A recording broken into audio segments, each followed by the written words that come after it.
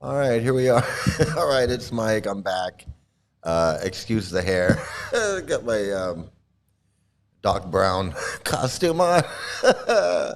Hey, Eliana, it's Jai Shri Vande Groom Srila Mukunda Das Ki Jai, but it would be Srila Shri Mukunda because my name is Shri Mukunda, so it's always something something and then Shri Mukunda because my name's not Mukunda. My name is not Mukunda. It's Sri Mukunda. So it would be Srila Sri Mukunda.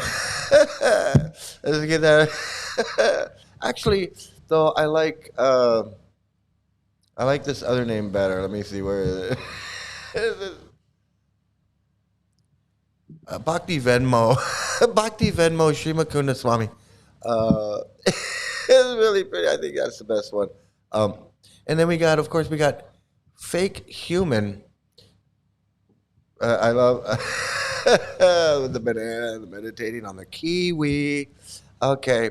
All right. So I'm going to get going. We're going to do the opening, and then I got some videos, and then we're going to get to this conversation, and this is going to be fun. This is going to be fun. So here we go. Let's get right to it. All right.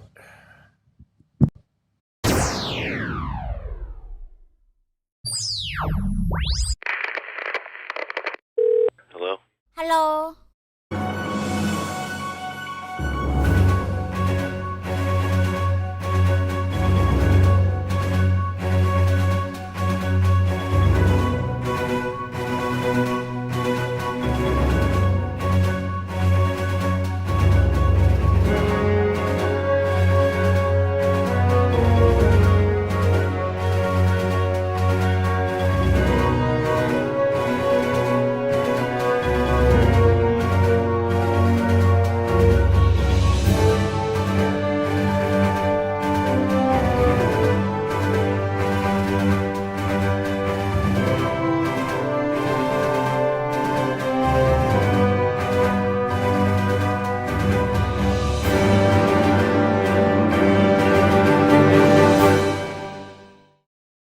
All right.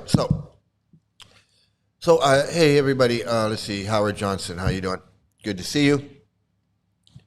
So I found this conversation. I've been looking for this conversation for a while. Hey, 7720. Good to see you here. Absolutely. And excuse me. I've been wanting to talk about this conversation for a while because it's been a conversation that would fit in with a lot of videos that I've been doing, and I just couldn't find it. I've been looking for it for a while, and I couldn't find it. But anyway, I finally found it, and boy, it's a doozy.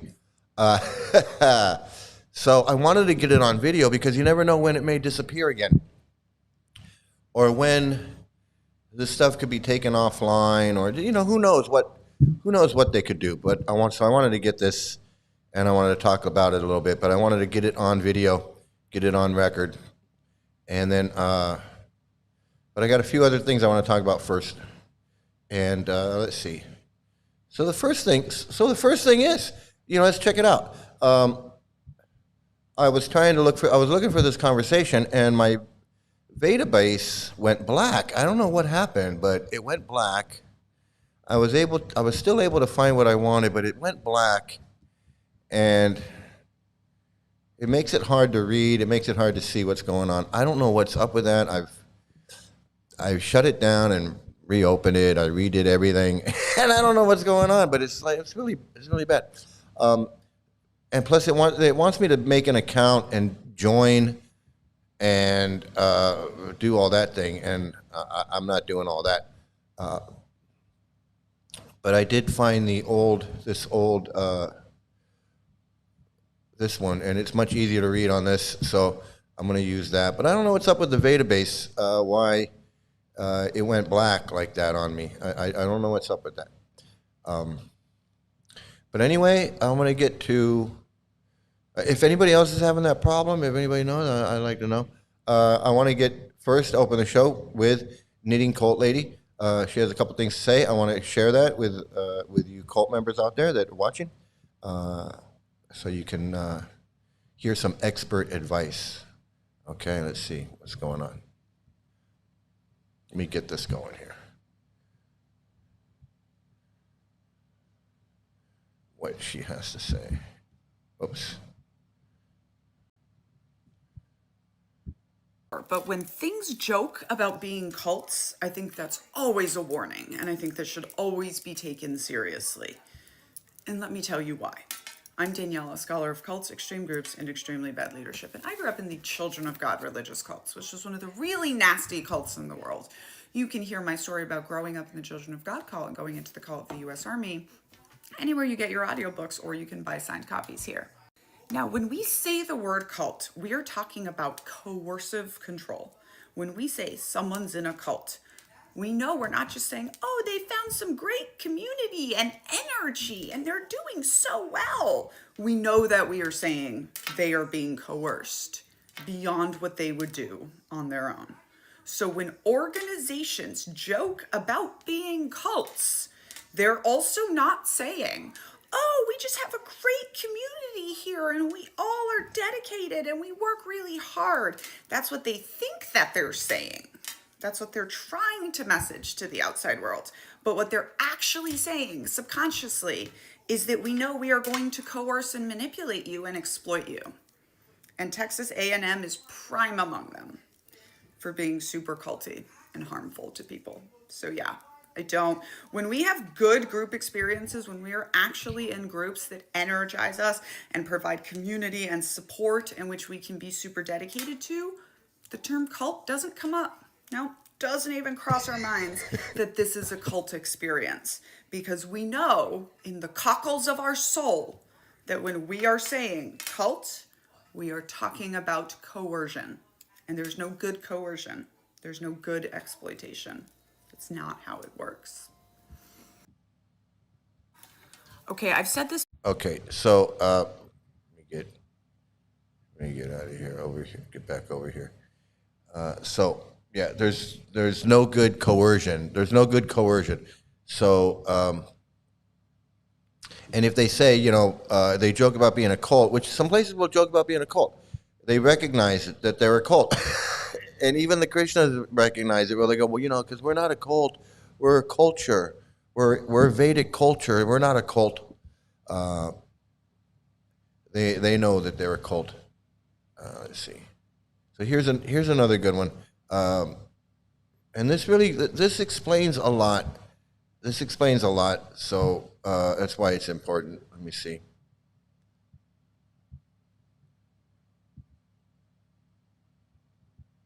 Sometimes people think that everything about cults is by force, but generally almost nothing in a cult is by force other than the treatment of children.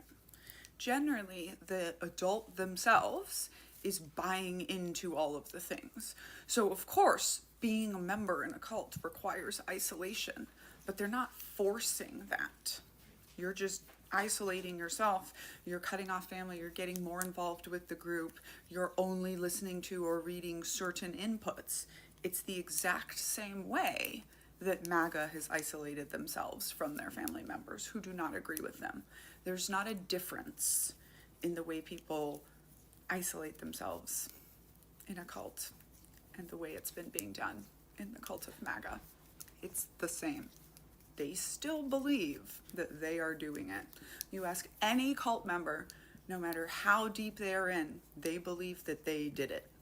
They believe that they bought into their own, they don't usually call it brainwashing at all, but identity breaking indoctrination, and they bought into the changes of their life, and they have fully bought into the mission that you cannot convince them that they are being manipulated and harmed. But yeah, it's always by choice. I'm Daniela, scholar of cults, extreme groups, and extremely bad leadership. So that's so important, and she said it before, and I've said it before, I've talked about it before, is that it's by force. I mean, it's not by force. It's not, they don't grab you, tie you to a chair, and force you and put eye drops in your, there's never any of that, even anything close to that. It's self-regulating, it's manipulation, it's emotional blackmail, it's spiritual blackmail. It's no different than really like saying, if you don't say your prayers at night, like I was told when I was little, if I didn't say my prayers at night, I was gonna go. I was gonna go to hell. I couldn't go to heaven. I would go to hell.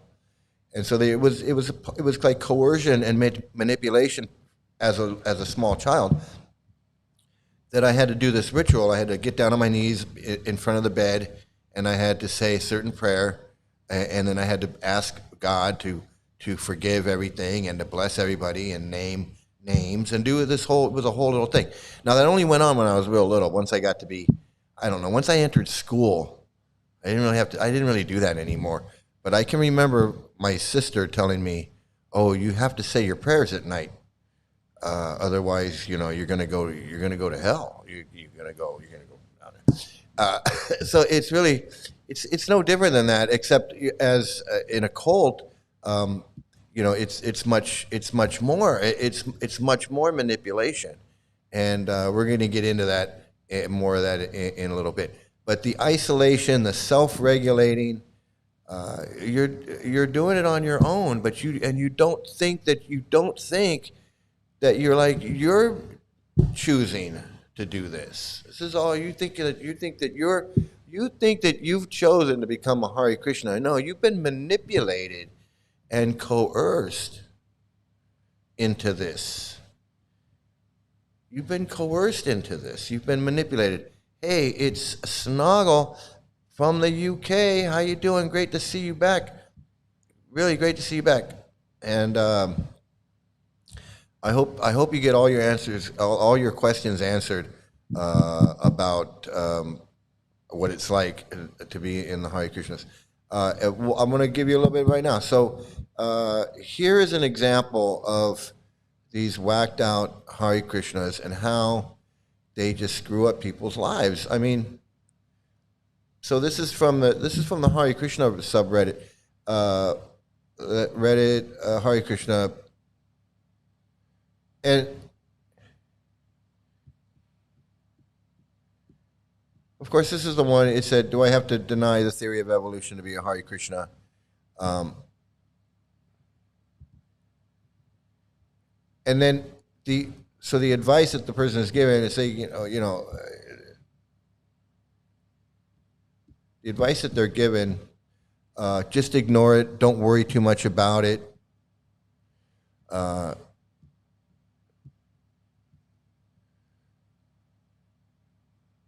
and then some long questions about answers in Srimad Bhagavatam. There's a whole third canto dedicated to Sankhya that comes before other more spiritual topics with details on how the material world is structured and the nature of the, it goes on and on.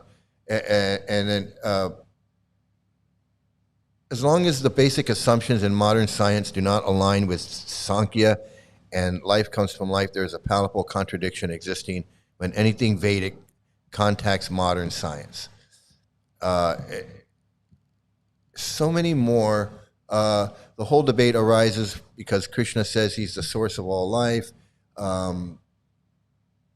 Rather than a complete rejection of theory of evolution, only some principles in theory are rejected. Just anything to get this person to stay and not answer the questions. The question about, really, the question is more than just evolution. If it's evolution that can't be reconciled with Krishna and the creation of through Lord Brahma, there's a lot of other things that can't be reconciled either. So it's just the beginning of a long list of things that can't be reconciled in this, and and being told to just keep going, Don't think about it. Just that's the indoctrination. Don't worry about it. If you can't understand it, just keep reading. Just keep reading. Don't worry about it. Well, anyway, there's another one here I wanted to go over. I wanted to talk about as well. Let me see, where is it?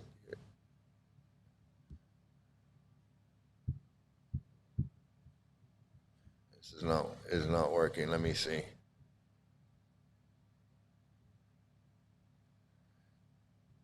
Again, it's about relationship.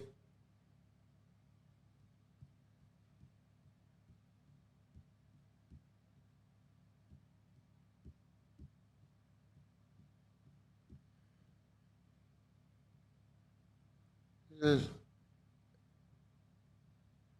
this is the one I mentioned. My boyfriend and I had a child and is planning on getting birth control because my mental health during pregnancy was very bad and dangerous. So it says, I just don't think I can handle being pregnant ever again, and I'm okay with not having intercourse, but he is not very religious, and I know there needs to be intimacy in our relationship. And so all I can say right now is this relationship is destined to fail because it's not going to work. But the answers that they're giving, these people who think they're devotees or think that they can give this person advice, says,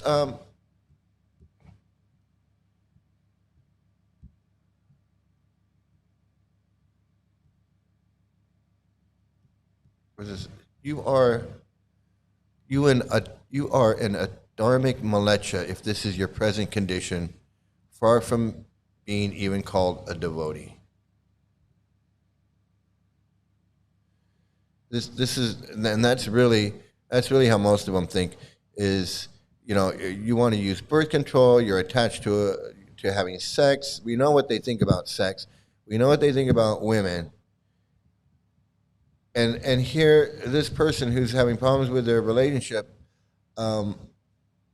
has a boyfriend and a child with this person, is asking these freaks advice, relationship advice. And one was even saying, I don't know where it is now, I was saying you need to just, I got to find it because I couldn't believe, I couldn't believe what they were saying. One was saying you need to just leave, you need to just break up with your partner. I'm not going to look for it now. I thought I could find it, but I'm not going to look for it now.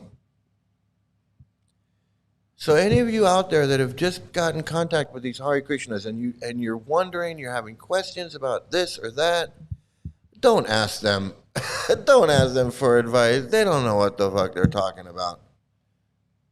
If you're having doubts or questions about this religion, about the chanting, about whatever,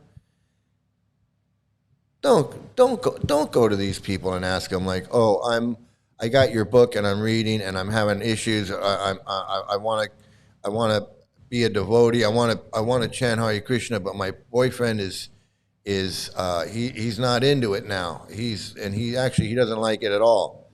And they're gonna say, what should I do? They're gonna say, leave him. Just break up with him. Even if they're married. They'll say, oh, your marriage is destined to leave. Just stay focused on Krishna, Radha and Krishna, and just break up with your husband because, he's a malecha, he's a whatever. This is insanity.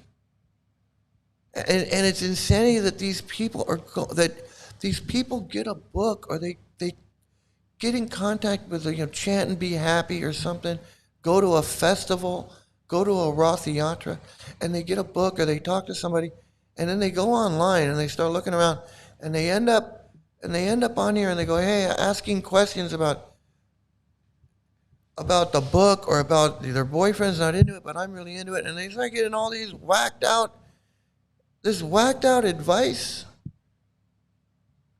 I'm talking about some whacked out advice. Here's some other stuff, because I'm not going to search for that. I'm not going to search for that other one. I got other things I want to talk about. But here is this cult. So talking about child abuse, talking about violence. This is a dangerous cult. This is a violent cult. Talking about this guy that got murdered. And he got murdered in his van by some crazy devotee. Shot him in his van. Okay. If you go to this pod guy's page, he's going to tell you. He's going to say, look, there's violence. There's violence violence on Vaishnavas. It's like,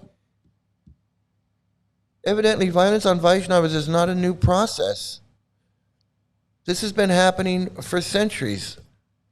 Now, he says that there were a lot of people that wanted to see his life ended early, but somehow or other, by the tricks of Maya's energy, Krishna held him back, and he survived. So evidently, this guy's so delusional. He thinks that Krishna saved him, but all the children that were harmed and all the children that committed suicide, Krishna didn't. Krishna didn't want to save them. Krishna did. Fuck them kids. Again, it's just fuck them kids. He's so delusional. He thinks that Krishna cares about him much more than he cares about those kids that were molested. In fact, Krishna didn't really give a fuck about those kids that were molested. Krishna was too busy saving Paranjan, saving him, so he could get the poison tapes and he could get the whatever the fuck he thinks he's doing. But anyway, what he's saying though is that they poison, they have violence, they even back in Madhavacharya's time. He says way back in 1539, there was some violence going on, just all kinds of craziness in this cult. I mean, this Hare Krishna, this thing that you think is just, dancing and flowers and Hare Krishna, all this is the definition of a cult. If you've ever seen Indiana Jones, and you see where he goes in that place, and they're all chanting and all this weird. That's basically what this is like. It is some weird.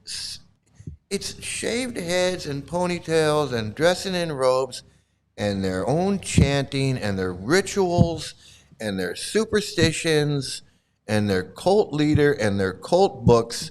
It doesn't get any more definition of a cult. And their mission and everything that goes along with it, just the way that Knitting Cult Lady says. Knitting Cult Lady, she doesn't even talk about Hare Krishnas because obviously Hare Krishna is a cult. I mean, how many other cults actually dress up and look like a cult? Jehovah's Witness, they don't shave their heads and have ponytails and run around. They walk around on Saturday morning bugging everybody, ringing doorbells. But if they were just walking down the street, you'd go, "Oh, look at that nice family from 1945." Other than that, you wouldn't know that they were Jehovah's Witness.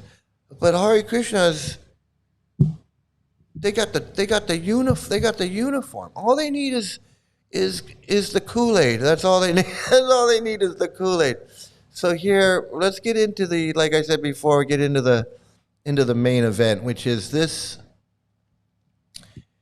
conversation that Prabhupada had, and it's in the PrabhupadaBooks.com. It's also in the Vedabase. It's June 26th, 1975, and it's two devotees, and the devotees are not named. Someone recently just advised me that it's Nitai Das is the devotee, either devotee 1 or devotee 2, but I can't confirm that. I don't know, but I don't doubt the person.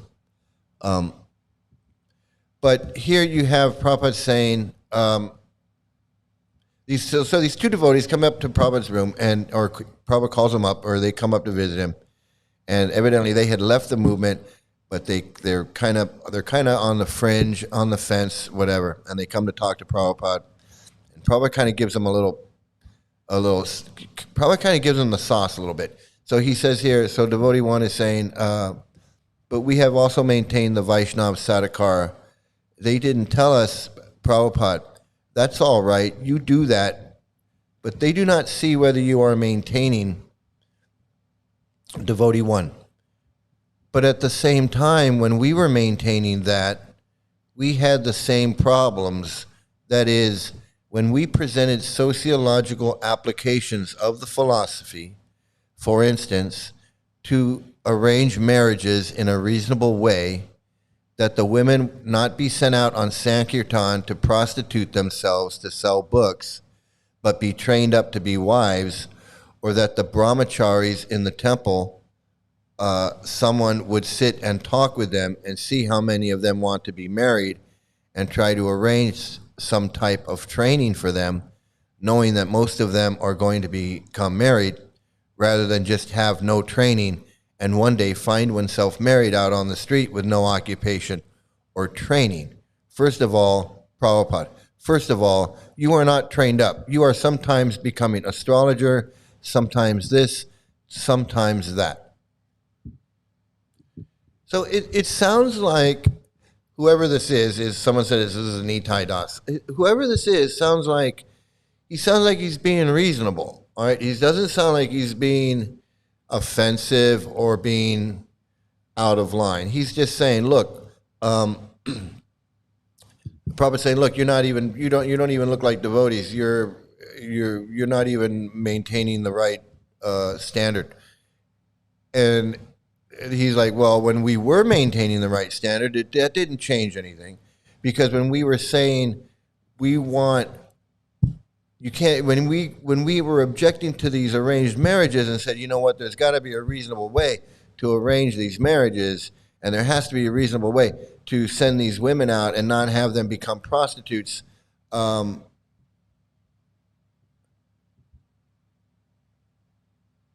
be trained up better as wives, or figure out which brahmacharis want to be married and which ones, and we don't want them to just become married and then one day they're he sounds like he's being reasonable as far as what he's seeing going on and what he thinks maybe could happen with some improvements or something.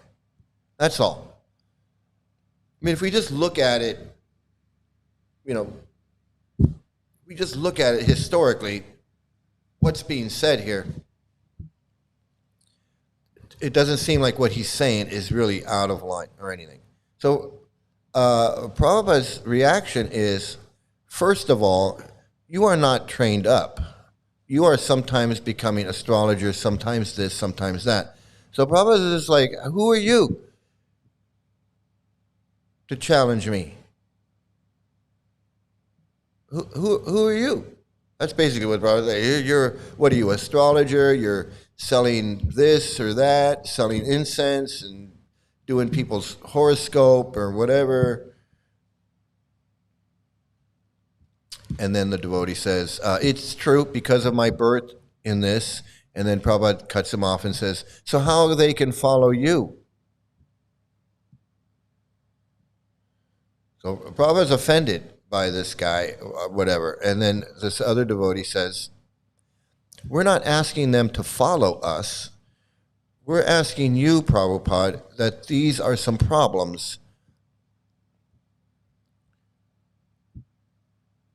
It's all right here. I mean, you can go read it, read this yourself if you want. We're asking you, Prabhupada, that these are some problems. Prabhupada, my request is that first of all, you adopt yourself the Vaishnava Akara. Then you try to teach others. Otherwise, you have no right. Devotee 2. But we have done that for 5 years, and no one here listened to us at all. Again, it sounds like he's making a valid point. Like, you're just throwing this out. Everything you're saying is just like a canned response. You're not following. You're not trained up. You're not doing, and you say, no, well, this is nothing. We were. I was shaved up. I was going to Mangalam. I was doing all of that. That's what he's saying. Sometimes this, sometimes that.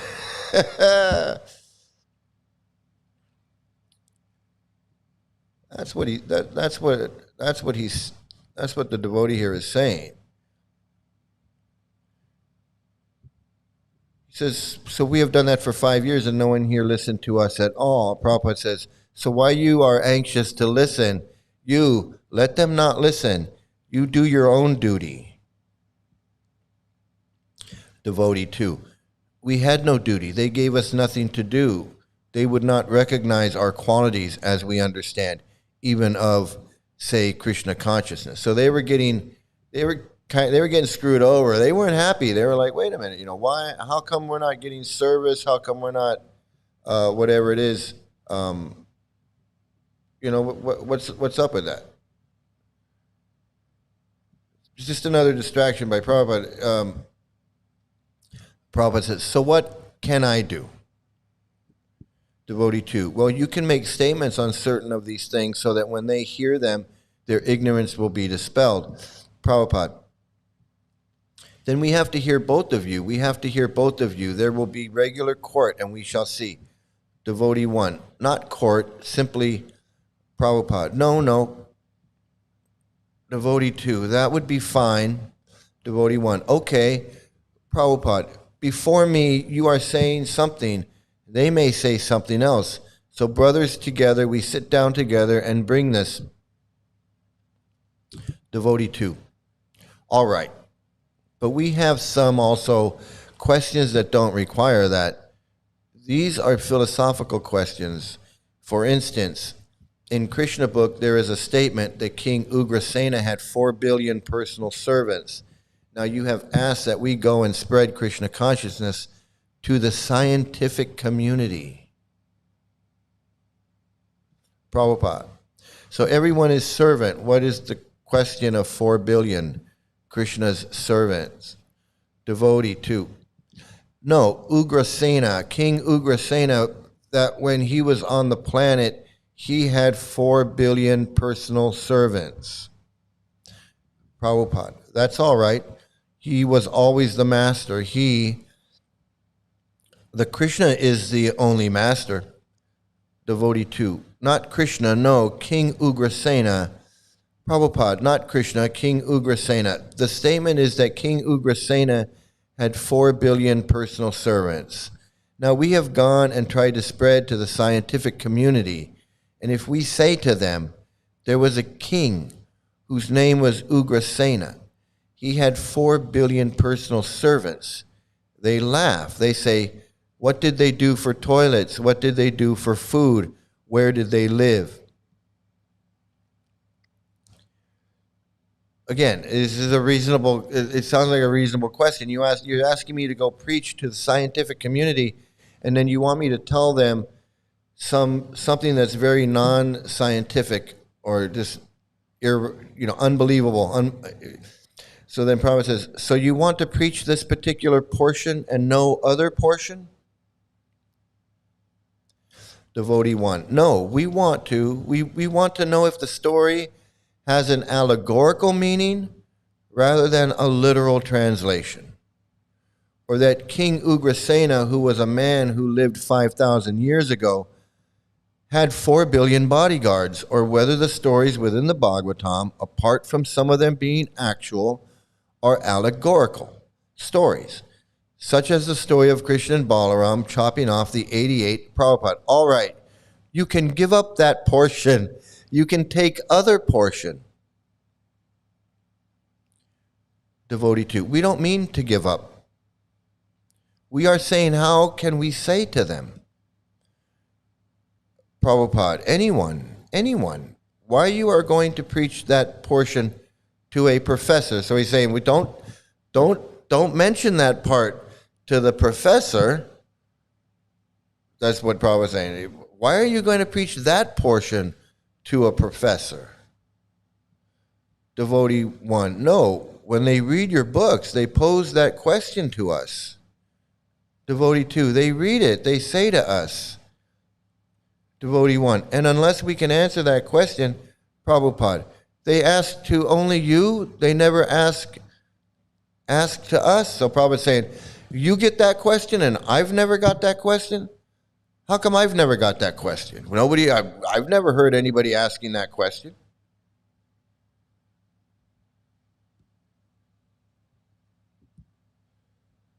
Revitananda. They have. Sometimes they ask me. Prabhupada, that's all right. Let them ask. But you can tell them away but you don't repeat this thing. You can give up that portion. You read other portion. Devotee 1.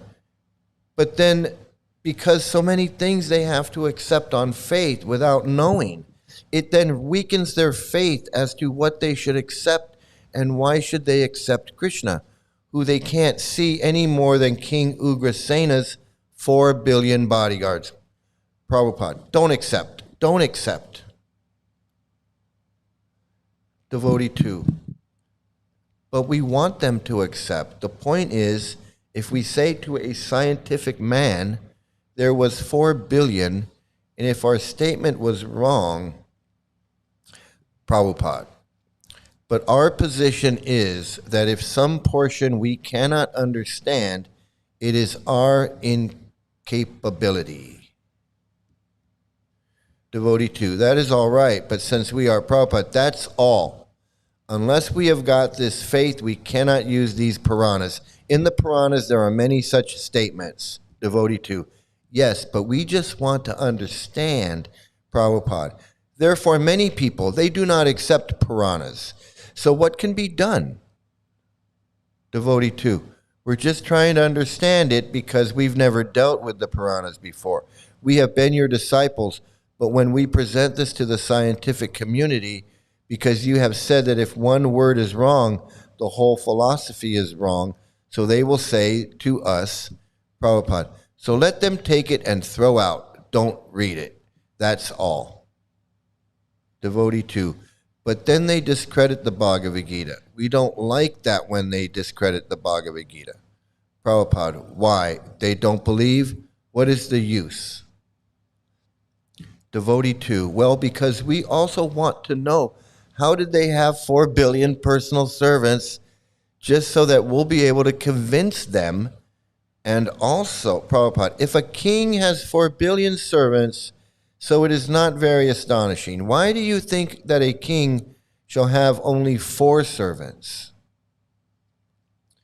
Devotee 2, well, there's only 2 billion people on the planet right now. Prabhupada, that's all right. Devotee 2, so where did they all go? Prabhupada, I say you don't believe. You don't take it.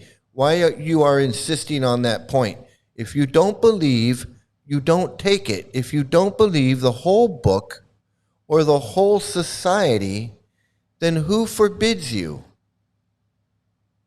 Devotee 2, we were hoping that there are some things which can be improved because they have not been set up by you. Prabhupada, no, you cannot improve. Whatever we are, we are. Devotee 2, why can we not improve it? Prabhupada, no, there is no possibility. Devotee 2, then what is the use of action? Prabhupada, action. Whatever action we can do by chanting Hare Krishna, that's all. Devotee 2, but we also have to make Varnashram society or farms or businesses. Prabhupada, that when we shall do, we shall see to it. Devotee 2, but we are doing it. We are.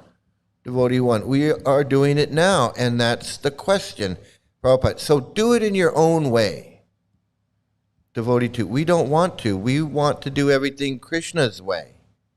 Prabhupada, stop it. Stop it. I say stop it. You have come to me for my advice. I say you stop it. Devotee 2, then we say, what should we do? Prabhupada, you should do your business, that's all. Earn money and enjoy. No, I mean, what should, Devotee 2, no, what should we do Krishna consciously? Prabhupada, you give up Krishna consciousness. I say, that is my advice. Devotee 2, why should we do that? Prabhupada, then that I cannot say. Devotee 1, isn't there a middle of the road? Prabhupada, if you are finding so many faults, you give it up. Devotee 1, no, we are not finding fault. Prabhupada, then there is no other alternative, no alternative. Either you accept or reject it. You either accept it or reject it. You either accept it or reject it. If you either accept that Darwin is wrong and evolution is wrong and there were no dinosaurs and we didn't go to the moon and the moon is farther than the sun and the sun is carried by a chariot through the sky, and a demon head eats the moon during an eclipse, you accept it or you reject it. There's no trying to figure it out, trying to make it work. There is no making it work. You can't say Krishna created evolution and we evolved from whatever through primates to Homo erectus to Homo whatever to Homo sapiens to Prabhupada says no. He says no, and I don't have to prove it to you. You can either accept it or you can reject it. There's no other advance, no alternative, no alternative. You either accept or reject it.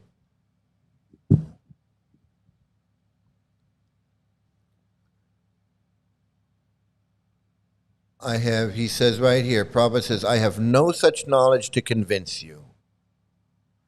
Devotee 1, no, we accept Krishna consciousness philosophy. Prabhupada, that's all right, accept, or if you reject, reject.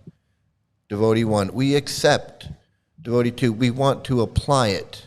Devotee 1, we want to apply it to the world as it is now. You can't do it. And I understand their desire to, and Prabhupada agrees with me. No, you cannot. You are not authorized. Devotee 1 says, well, who is authorized? Prabhupada says, the authorized, you are not authorized. Who is authorized? That is not your business. So Prabhupada is just like, you know what? I don't want...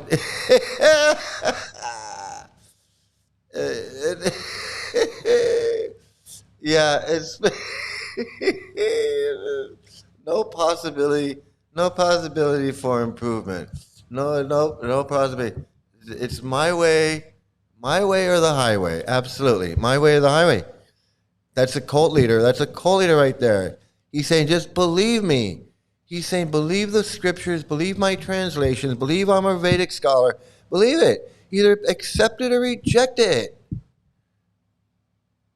Kind of like how I say here, I'm like, you listen to me or you go. I'm not here to convince you. I'm not here to convince you. I'm here to show you this is a cult. I'm not here to debate you about it. I can't force you. Like Knitting Cult Lady says, I can't force you. There's no magic words. There's no magic video. There's no magic anything. I'm just here to show you that it's a cult. I can't make you understand. You either accept it or reject it. He says, Prabhupada says, the authorized, you are not authorized. Who is authorized? That is not your business. He's saying, hey, don't question whether I'm a guru or not. If I say I'm a guru, I'm a guru. And if I say I'm authorized, I'm authorized. And if I say get the fuck out, get the fuck out. Prabhupada says right there, he's saying, don't question me. Don't ask me who's authorized, Prabhupada's like this close to saying, who the fuck are you? I think Prabhupada does say, I think he does say, who the fuck are you? So he goes on, he says, the 42, then what does it mean to become disciple? Prabhupada, disciple, if you don't like, give it up. What it means to be a disciple is exactly what I'm saying. Shut up and just take what I say. That's what I say.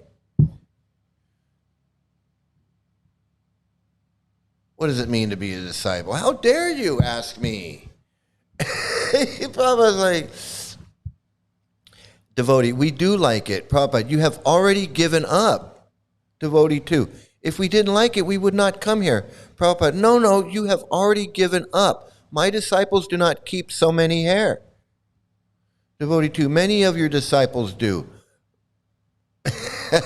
Many of your disciples do, totally contradicting Prabhupada. It's contradicting him to his face. Prabhupada, no, I don't accept that. You just this one circle little, but those who are keeping big hairs, they are rejected from my disciples.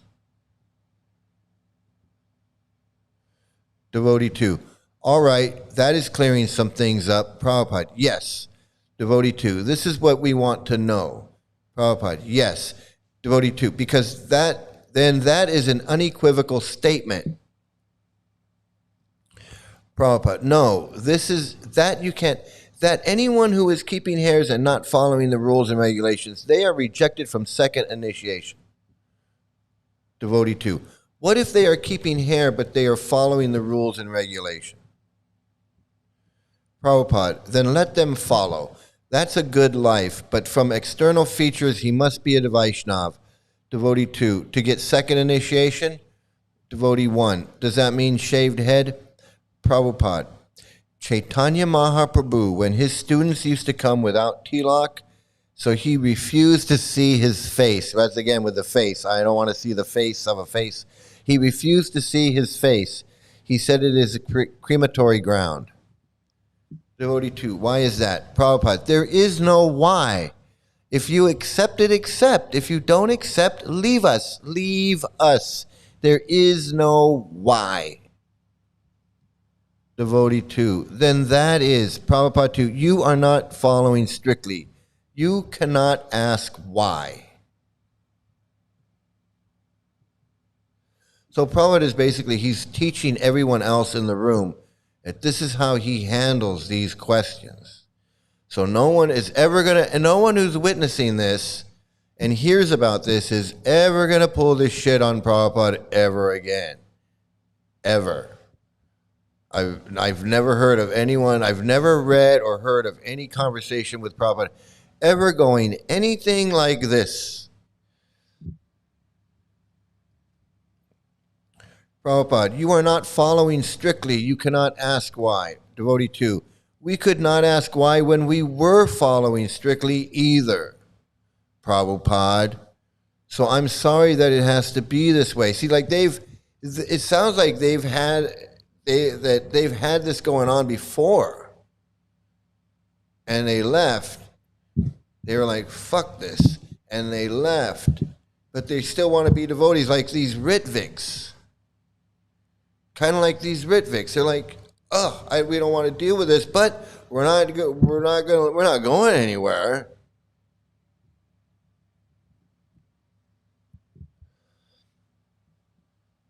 So he says, we could not ask why when we were following strictly either.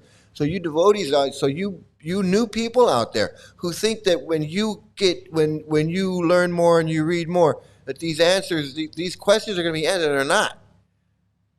If you're having questions about, well, why are women's brains small, why this and that, and you think that eventually the answer is going to come, the answer is not coming. You're getting this. You're going to get this. It's going to be, Prabhupada says it, it's in his books, that's it. There is no answer. There is no answer to why he had, how could he have 4 billion servants? There's no answer. Why isn't there ruins of this Vedic civilization that was all over the world? How come there's no record of it anywhere? If it really happened, if all of these things really happened, there's no record of it. It doesn't matter. There's no answer. You accept it?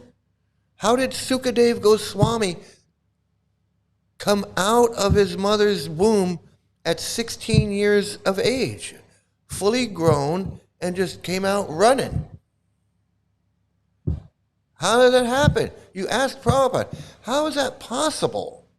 It's just not physically, medically, it's just not possible that a 16-year-old man could be inside of a woman and then just be born and be fully grown.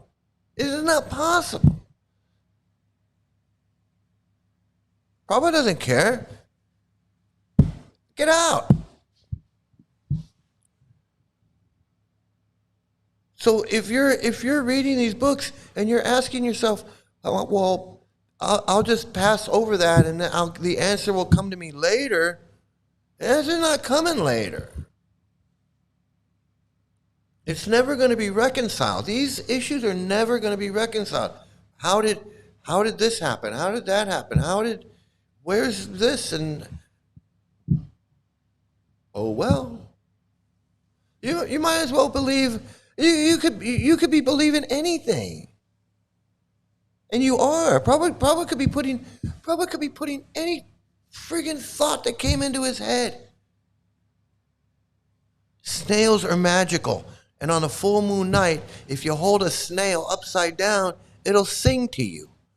You could put that in his books. And if you say, well, Prabhupada, I held a snail upside down on a full moon night, and it never sang to me. And he'd say, because you're not chanting hard enough. You're not following. He'd say whatever the fuck he wants. And you're going to get this answer. Well, you're not following strictly. You cannot ask why. Well, we could not ask why when we were following strictly either, Prabhupada, so I'm sorry that it has to be this way.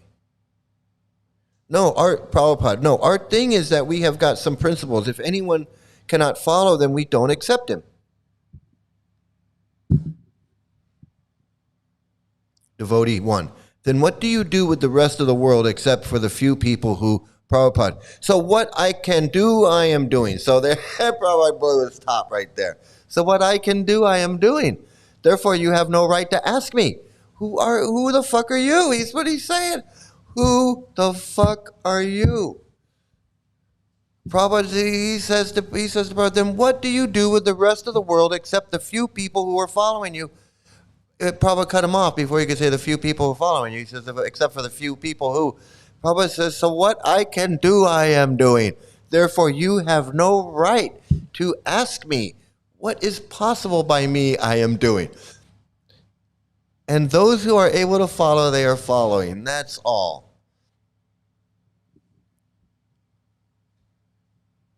That's Prabhupada. That's Prabhupada saying, who the fuck are you? Who the fuck are you? My way or the highway? It's no way. No fucking way. No fucking way. Devotee frustration level is off the chart. They're both getting mad. This guy's getting mad at Prabhupada. Prabhupada's getting mad. Prabhupada's getting mad at him, and he's getting mad. He's like, hey. Prabhupada's like, hey. He's like, so what are you doing then?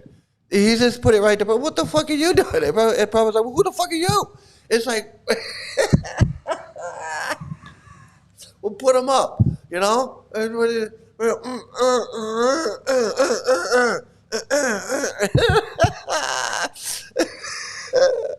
are you? Who are you to ask me what I'm doing? I'm writing books. I got you guys out begging. Don't ask me what I'm doing. I got you guys out begging for me. That's what I'm doing. Prabhupada says, what I'm doing. You guys are begging. I got you in the airports. I got you on Hollywood Boulevard. I got Radharani at the Hollywood Bowl with her books. I got Yashoda Nanda in South India, strong-arming people. I got shit going on. What are you talking about? What am I doing? I'm raking in the dough. That's what I'm doing. Prabhupada says, the devotee says, but they cannot engage anyone else. How can you reach the intelligent class? Ooh, he says, you're just making idiots. you're just initiating idiots. You're not reaching smart people. Prabhupada says, so that is their business. That is not your business. Don't worry about what I'm doing. Dumb money spends just as good as smart money. It doesn't. I can spend a dumb person's money just as well as I can spend a smart person's money. So don't even worry. Don't worry about where my money's coming from, buddy. That's none of your business. It's none of your business. That's their business. This is none of your business. Devotee 2, we are trying to be disciples, so we considered it our business because we are sincerely trying. Prabhupada, so why are you bothering me? He's like, what the fuck are you doing then? Why? You want to be my disciple, and you're coming in here bothering me with these stupid questions? Go do your business. He says, you do your business. He's like, get out of here with this bullshit. That's what Prabhupada is saying. The devotee says, because from you only, Prabhupada, I do not accept you because you are keeping hairs. Again with the hair. Devotee 2, I did not know that. Prabhupada, yes. Devotee 2, you never told me that in Hawaii. Prabhupada, now I say, I'll repeat that anyone who is keeping long hairs, he is no more my disciple. Devotee 2, all right. Prabhupada, this is the final condition. Devotee 1, does that apply also for householder dharma, or is that simply for brahmachari dharma? Even you, I have pictures of you on the Bhagavatam when you did not have shaved head with a mustache when you were doing your business as a householder. So does that apply to householders or only brahmacharis, that a householder must also keep a shaved head, or that? So he just calls Prabhupada out and says, look, you didn't have a shaved head, and you had a mustache. You didn't have a shaved head. I seen pictures of you. And, what's that all about, And Prabhupada says, at that time I was not, I could just see these two going back and forth. At that time I was not initiated. You were seeing my picture, mustaches. At that time I was not initiated. Since I became initiated, I have shaven. So probably a little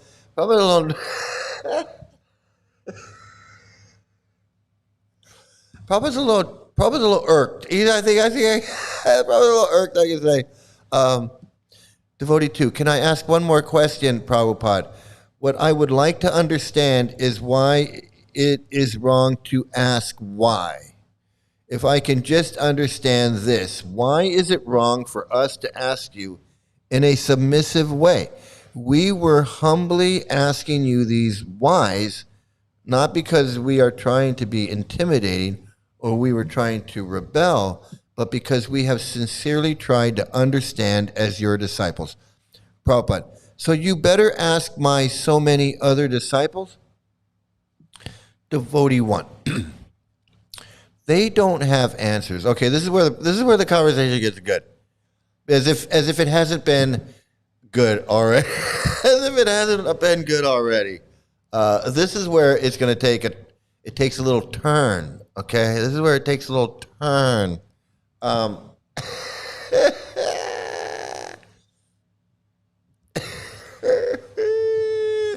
No, why? So this is where this conversation is going to take a little turn. He says,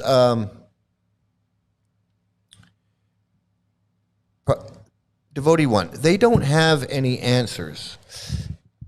Devotee 2, Devotee 1, they don't have any answers. Prabhupada, then there is no answer. I cannot attend so many things. Devotee 2, we are not so many.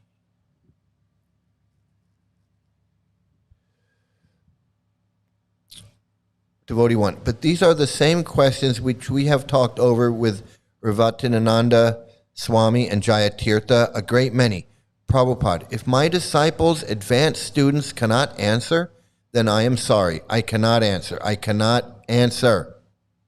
Devotee 2, that we did not know. That we did not know. Prabhupada, yes, now you know it. I have appointed so many GBCs because to help me. It is not possible to see everyone individual. This is not Devotee 1. But these are the same questions which they themselves are posing to you. Ravatinananda, I have never met any other people who ask questions on the level that they are asking questions. I cannot answer many of their questions. I have studied all of your books. Prabhupada, I cannot. If you cannot, I cannot also. Where is my...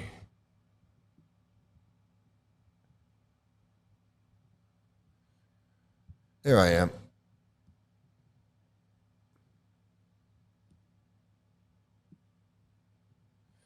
Prabhupada, if you cannot, I cannot also. Because you have been taught by me. If you cannot, then it is. Prabhupada 2, we have also been taught. Ravatinananda, I have read your books and I have heard you lecture, and so many things they are asking. I have no capacity to answer them. but you must have the capacity because you know Krishna. Therefore, they want to ask you personally. So it sounds like Revetananda is kind of in on this. I think, I'm not saying he's in on it, but it sounds like Revetananda wants to know too. Like he wants to know the answer. He's like, you gotta know. How can you not know? I want to know. Devotee 1. So that is the Prabhupada. So far, I am not so able to answer. I admit my fault. Devotee 1. Oh, so then that is Prabhupada. I cannot answer. Devotee 1. I understand, okay? But they are saying the general conception of you is that because you know Krishna, Prabhupada, Devotee 1, interrupting. Excuse me. Because you know Krishna, this is getting, he's getting rude. Excuse me. Because you know Krishna, therefore you know everything about the material world and can answer all questions. Prabhupada, so whatever I know, I have explained in my books. That's the line that I remembered so clearly. Prabhupada says, so whatever I know, I have explained in my books. Beyond that, I have no knowledge. He can't explain why he says what he says in his books. He just says it, and that's what he knows. If he says a swan can drink milk mixed with water and just drink the milk and not the water, then that's what a swan can do. If he says that an eagle can fly from one planet to another, can fly from here to Mars or whatever, then an eagle can fly from here to Mars, and he's not going to explain how or why or anything. He's just going to say, that's the way it is. So whatever I know, I have explained in my books. Beyond that, I have no knowledge. He's not going to tell you how the moonlight makes the vegetables taste good. He's not going to tell you how King Ugrasena had 4 billion servants. You're never going to find out the answers to these questions that you want to know the answers to. They're never, ever coming. Somebody else might answer them, but Prabhupada's never going to answer them. In his books, you're never going to get these answers. You're never going to, these people that are writing in and asking these Hare Krishna freaks questions about, I just got a book and I'm into evolution and I studied evolution and I don't understand how Krishna could be this, dinosaur, whatever. And they're going to say, and whatever answer they're going to get is not going to mesh, and it's never going to be reconciled. It just doesn't. Prabhupada just says, it's not it. Prabhupada says these dinosaurs never existed. Prabhupada says in his conversations, there's a morning walk or there's a whatever conversation, he says these dinosaurs are fake. They're not real. These things are not real. They were never there. Or he says they may have existed in a different yuga, but he doesn't explain that. He just kind of gives himself a little out. But he says these were never here. They never existed. These dinosaurs are fake.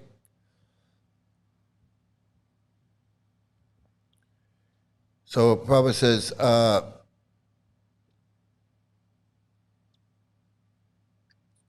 Devotee 2 says, if that is the case, Prabhupada, that does not diminish our respect for you in the least, because we have always held. So he's saying right there, hey, even though you were disappointed, we still respect you. Prabhupada says, so what can I do? What I say that whatever I have got experience, I'm explaining in my books. I have explained. So it is not possible for me to answer every individual person. It is not possible. Devotee 2. It's not even that he's answering every individual person. He just can't answer this question right now. He's not asking. It's not about him not being able to answer every question that every person has. He can't answer this question right now. So the Devotee 2 says, we respect that. We understand. It is just that because they are saying these things, because they've been telling them, Prabhupada could tell you, Prabhupada could tell you, Prabhupada could answer, and then Prabhupada's like, I can't answer. So Prabhupada says, I have got my advanced students. They can answer. If they are unable to answer, if you do not find answer from my books, then it is hopeless.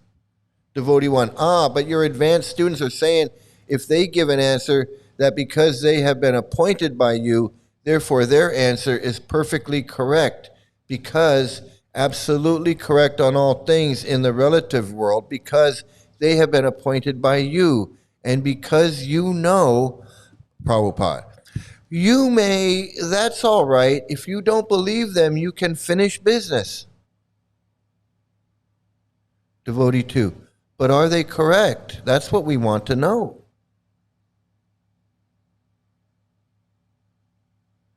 Prabhupada, yes, they are correct. Devotee 2, that everything they say is the absolute truth? Prabhupada, so what can I say? But I have no time to meet everyone. Devotee 2, is that correct, Srila Prabhupada? I want to know very clearly that every word that anyone whom you have appointed says is completely correct on all things. Prabhupada, yes, if they are authorized, it is correct. Devotee 2, if they are authorized by you to be temple president, Prabhupada, there is no reply. Devotee 2, then when, name withheld, said to me that he wanted to have homosexual affair with me, I should have said, okay, whatever you say, is that correct? So that he just challenged Prabhupada right to his face there. Prabhupada, so how to answer this question, these questions? Devotee 2, that is what he said to me, and he was a sannyas. He is sannyas, and he said to me, I want to have sex with you. Does that mean that Krishna was saying I should have sex with him? Jayatirtha. So you have to see whether it is according to our principles. Devotee 2, I am asking you on a very practical. No, that is not what he said. He didn't say that. He absolutely, and this is Upendra, then you should listen to everything he said. Devotee 1, I am, because if I can judge then, if I can say, oh, at this point he is wrong, then that is what we are talking about. Srila Prabhupada, that is the issue. If they are absolutely right all the time and they can make no error, they wield absolute power over our lives.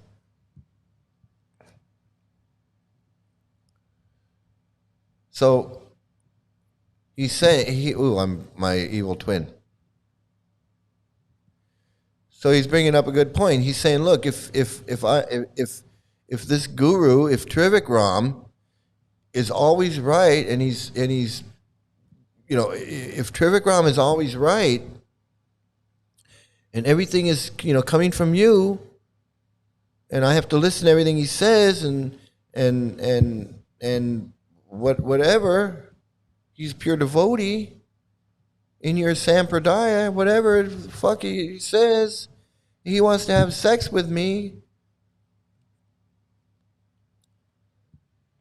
or he wants to have sex with one of his disciples, and then that's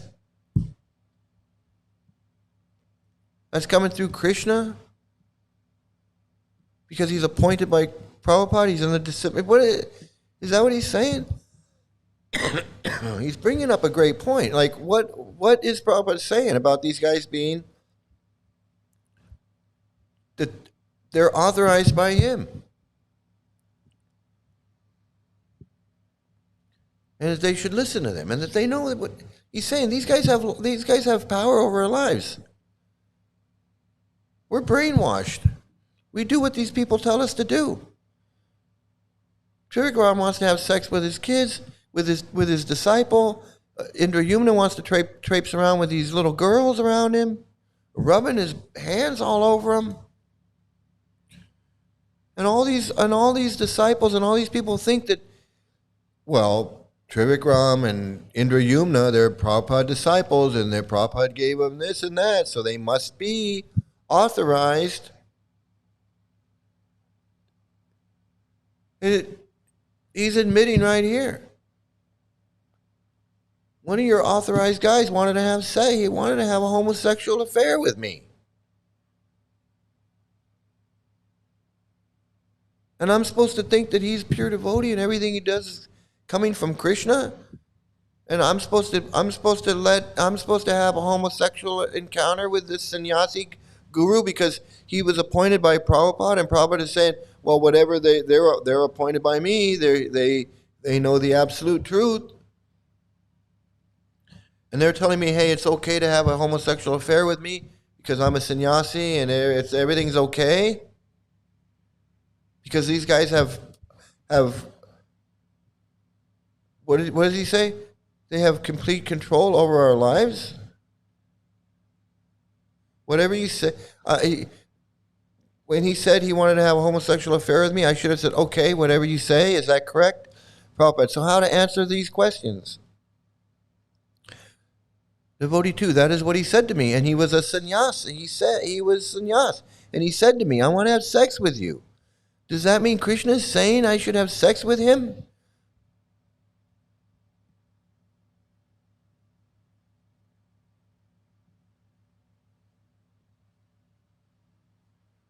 So immediately he says, so immediately, this is very revealing. It goes on.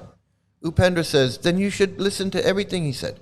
Devotee, I am. Because if I can judge then, if I can say, oh, at this point he is wrong, then that is what we are talking about, Srila Prabhupada. That is the issue. If they are absolutely right all the time, they can make no error. They wield absolute power over our lives. Prabhupada, where is this person? Where is he? Satsvarup. He is across the street.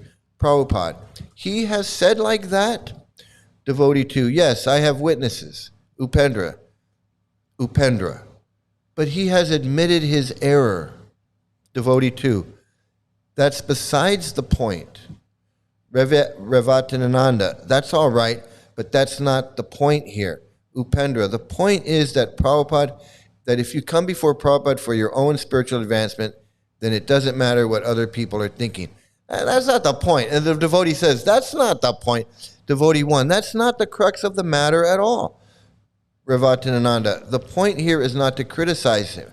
Devotee 1, no, we did not come here for that at all. Revatananda, that wasn't the reason. The point is that anyone, this person or anybody else, he may be a sannyasi, but if he's doing all kinds of nonsense, how can we say that he has absolute authority? Because he was in charge of the place, etc., and he is also in an authoritative position, yet he breaks the principles. Devotee 2, his personal servant, when he came, his name withheld, he instigated a homosexual affair with him. This boy came to surrender to Krishna and surrendered to him, but he told him to do that. That's what I'm saying. And he says this boy. It sounds like this was, he says boy. I don't know.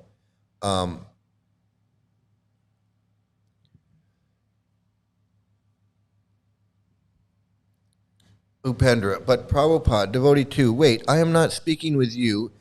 He said he did that, and he did it in the name of his authority as a sannyas.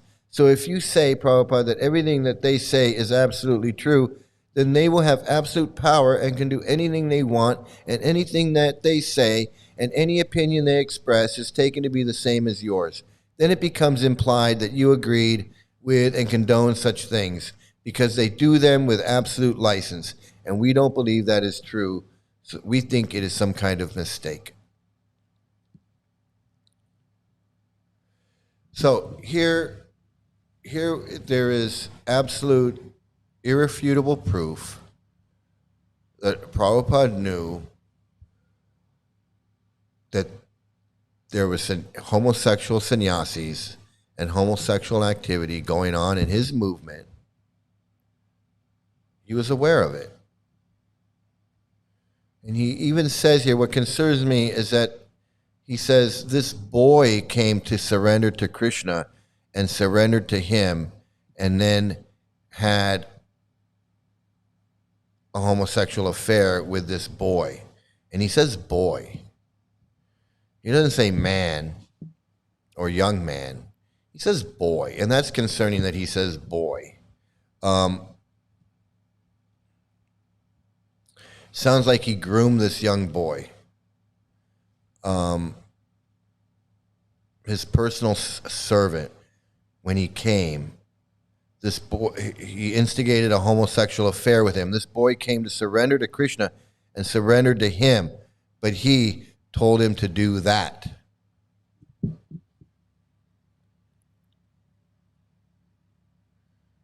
So you can't tell me Prabhupada didn't know what was going on in his movement. And he also knew that there was child molestation going on in his movement. He knew he knew Kirtananda was whacked out. He knew Kirtananda was doing stuff. He knew Sudama was doing this stuff. He knew. He knew what was going on. He knew what these guys were doing. And he gave them absolute authority. He gave them the authority to run this movement, to run these people's lives. That's what this devotee is complaining about. He's saying, you've appointed these guys, you've given them complete authority, power of attorney, whatever you want to call it. They're doing shit in your name and getting away with it. And no one's been listening to us. They didn't listen to us before. They haven't been listening to us now. And now we're coming to you. And this is what we have to do to force this issue. And you can make it out to be that these guys are offensive or these guys are this or that. But when you really look at this conversation, they're being respectful. I don't know if you can hear this conversation, if you can hear them talking or not. I would love to hear this. But just by reading it, it sounds like they had some issues. They honestly wanted to clear the air. It sounds like they wanted to clear the air.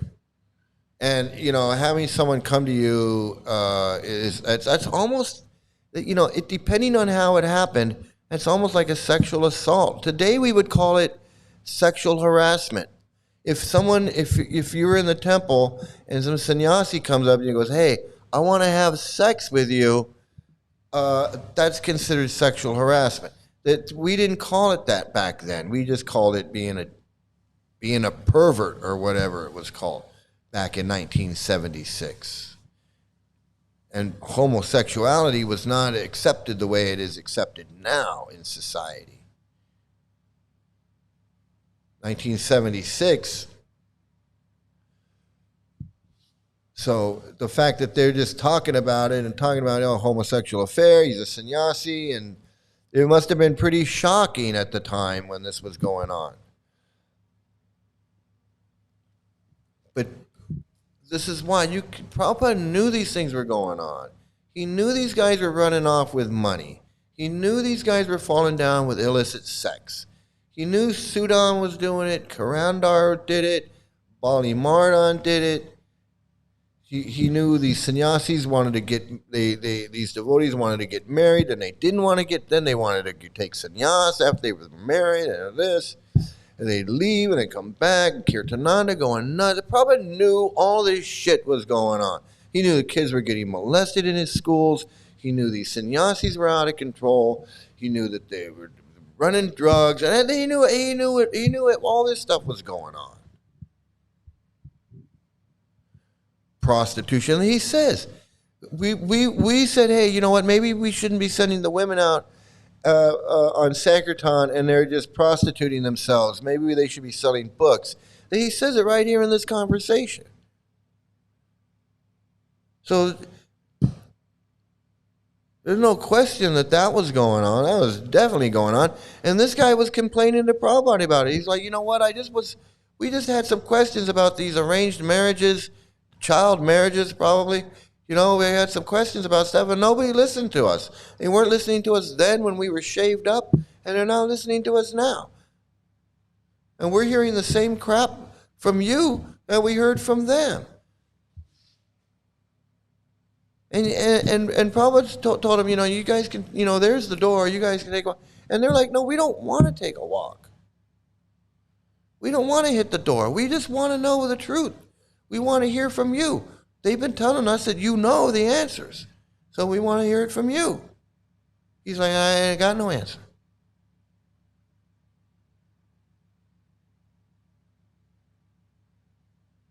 This is bhakti yoga. I don't need to give you no answer. Who the fuck are you? I like when Prabhupada says, "Who the fuck are you?" I thought that was the best part of the. I thought that was the best part of the conversation was when he says, "Well, what do you do?" Well, he's telling Prabhupada, "Well, what are you doing?" And Prabhupada's like, "Well, I'm doing what I'm doing. Who the fuck are you who are you to ask me what I'm doing? You can see what I'm doing. I got temples and I got disciples and books and I got all this. What do you think I'm doing? Who are you? What are you doing? What am I doing? I'm Prabhupada. What do you mean, what am I doing?" That was crazy. That was crazy. That was the best part of the whole thing. So it goes on a little bit more.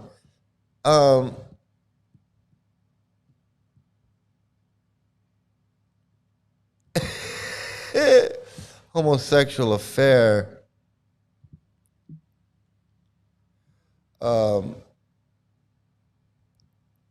Anyway, that's a good one. Okay, I don't know. Retards are us, mental. So some of the devotees that were there, this Revitananda was there, and Satsvarup was there, and some other devotees were there in the room when this conversation was going on, and they know they knew what was happening. All these guys knew what was going on. Jayatirtha, well, he lost his head. Upendra, I think he's still around. I'm not sure. Revitananda, I think he split. I'm not sure. Satsvaru went nuts. He's out of it. I wanted to get this. I wanted to get this out there because I've been looking for this conversation for a while. It's a very revealing conversation, and it just shows you that this stuff doesn't make sense. It's not scientific. It's not scientific. It's not historic. It's mythology. It's just a bunch of stories. It doesn't make sense. The demon head eating the moon.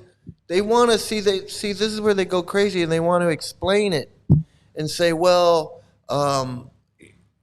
according to Prabhupada, the sun is closer to the earth than the moon because if you look on a certain axis and everything, they want to mentally cram it and make it, force it, and it doesn't. And Prabhupada says right here in this conversation, you can't force it.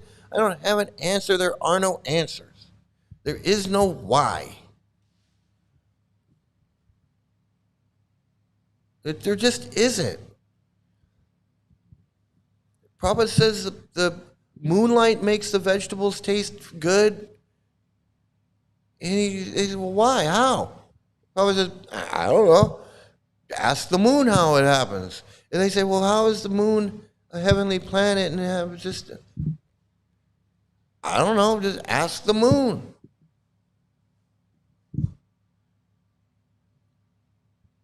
It's right here in this conversation. This conversation is very revealing on many, many, many levels as far as Prabhupada knowing about his homosexual sannyasis and his attitude towards it, revealing that Prabhupada knew a lot. Prabhupada knew what was going on in this movement. He knew the children were being abused. He knew these gurus were falling down. They were having problems. He knew that there was homosexuality going on when that was definitely not allowed. He knew he knew that devotees were questioning him and questioning these stories and these things. Prabhupada saying, the science of this and the science of that. And then as soon as they ask him about, well, how did he have 4 billion servants? Prabhupada's like, don't ask me that. Prabhupada telling them, hey, it's my way or the highway. This is a cult. This is not something you can question. You can't question me. This is like L. Ron Hubbard or any other cult leader. It's my way or the highway. That's it. I'm not explaining to you how Xenu got everybody and put them in volcanoes. I'm not going to explain that to you. It happened. I said it happened. It happened. So that's that's Prabhupada and his homosexual sannyasis. So thanks for joining me today with Prabhupada and his homosexual sannyasis. Now, my views on homosexual sannyasis is that hey, it's fine if you want it. Why shouldn't there be homosexual sannyasis? I mean, seriously. I think there should be female gurus, there should be homosexual gurus, gay gurus, whatever you want to call them, lesbian gurus. If Krishna is for everybody and God is for everybody, and everybody can join and everybody can do, then everybody should be able to. Everybody should be able to do everything. Everybody should be able to do everything. There should be no problem with homosexual gurus. They shouldn't be forcing themselves. They shouldn't be forcing themselves on their disciples. But you figure, the heterosexuals can force themselves on people like Trivikram. Then why can't the homosexual? No gurus should be forcing themselves on anybody. Trivikram shouldn't be, and Trivikram shouldn't be forcing himself on anybody, and a homosexual guru shouldn't be forcing themselves on a spiritual entity, spirit entity. I grew up in the cult. Well, I'm sorry to hear that you grew up in the cult. Really, I'm glad you. If you're out, I hope you're out, and I hope you're doing okay. I really do. I hope. You can't see anything now. It's okay. You can see everything now, because I can see everything. It looks okay to me. Yeah. So you grew up in the cult. Did you have a guru? Did you have a guru in the cult? Did you have a guru? Was one of these guys, one of these freaks, one of your gurus? A lot of ISKCON marriages are failing. Yeah, you can't have a successful. You can't have a successful marriage in there. Your same cult. Yeah, you were a member. Did you have a guru? I'm from Watsika. Oh, you're from Watsika. Oh my goodness. Yeah, do we know each other? I wouldn't be surprised if we know each other. Although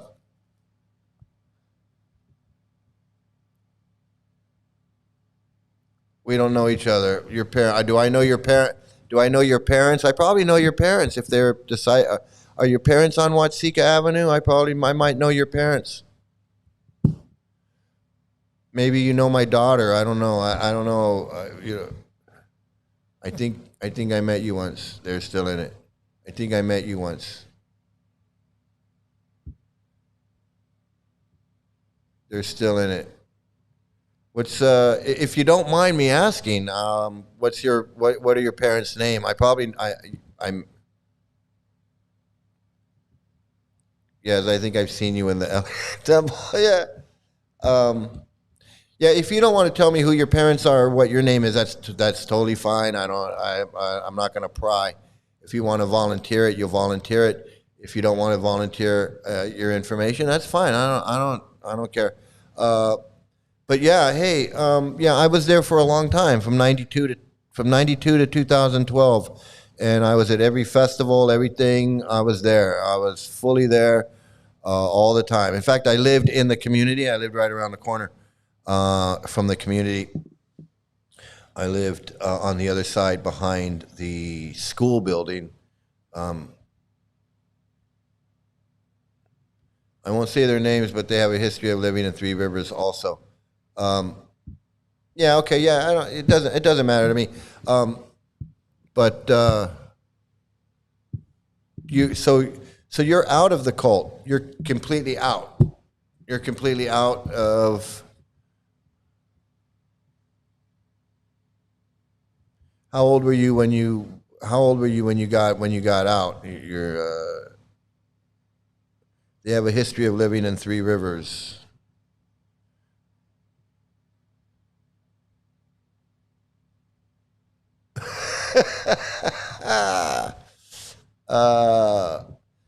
When you shared your Badger experience, I laughed because I know just what you mean, and I know a lot of the same people you do.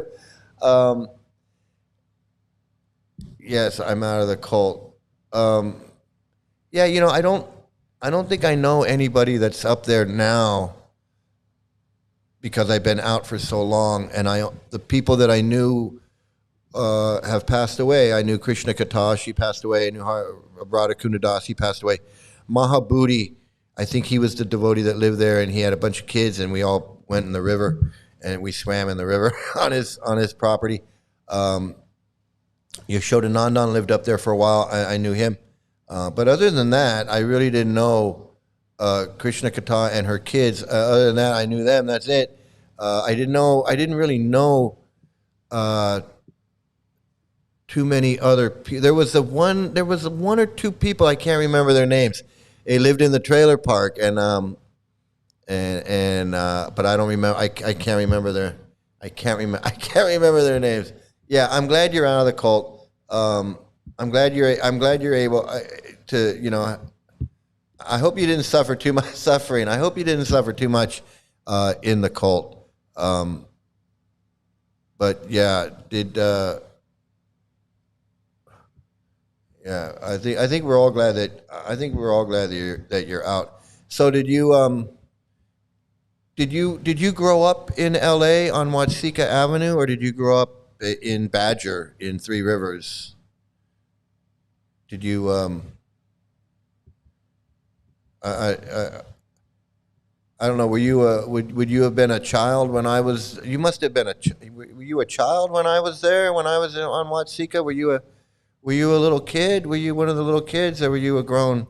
Were you an adult? I'm just curious because I don't know. Meeting someone online that I may have known back in my Krishna days is really a treat. Uh, I lucked out because my mom did not put me in the Guru. Yeah, you lucked out. My daughter didn't go to the Gurukula either, but she still ended up abused by these freaks. And I feel bad for that. I feel responsible. I feel horrible that happened. Um, uh, but hey, it's what a surprise that you have experience from a badger, and you know some of the people that I mentioned in my Breaking Badger story, and also on Watsika. Thank the universe that she didn't put you in the Gurukula. Yeah, absolutely, absolutely. Well, spirit entity, I hope you come back. You were born on. I was born on Sharnak. I was probably in my early 20s when you were at the L.A. You were born in Sharnak is right around the corner, or right. Sharnak is right up the street from the temple. So you were born in the neighborhood. So your parents lived in the neighborhood, and you were in your 20s. So you're a grown adult. So you grew up there. Wow. Well, hey, it's nice meeting you. I hope you come back. I'm about to end this. I hope you come back and you can share if you want. You can share with us some of your experiences. I'm sure a lot of people would like to know what it's like growing up, because, like I've said, growing up in it, it had to have been really horrible. Because he had no choice. A lot of us as adults that joined as adults, we voluntarily joined this cult. So we have our different kind of trauma. It's the same trauma, but it's a little bit different because we voluntarily just walked right in. You were raised by parents like my daughter. I brought my daughter in. She was 6 years old when I started hanging around. So she really didn't have she didn't have a say in it, but she didn't object to it. She liked it. She had fun. Um, I, Fun up to a point.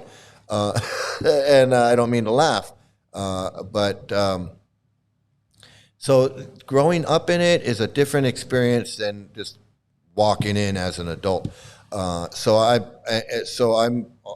very very much into the child experience because my daughter was brought into it by me, and then also my experience of just walking in with my eyes wide open. Uh, Thanks for watching my videos. Seriously, thanks for watching my videos. Okay, I would love to come back and share as much as I can. I absolutely love your channel. I laugh when you laugh. I know what you're talking about. Yeah, I bet you do, and that's you know why I laugh. You and you grew up in the cult as well. See, we have a great audience, a great community of chatters and people that watch that have shared experiences, and it's really growing. And I really love it that we're all able to get together and and speak. And I really look forward to Spirit Entity coming in, and we can share, we can talk about it, because I know what you're talking about, you know what I'm talking about. We know the same people. We know, we know. I know we know the same people, because the same people that were there are still there, and you were there, and I was there. So this is really exciting for me to actually meet someone who was there when I was there.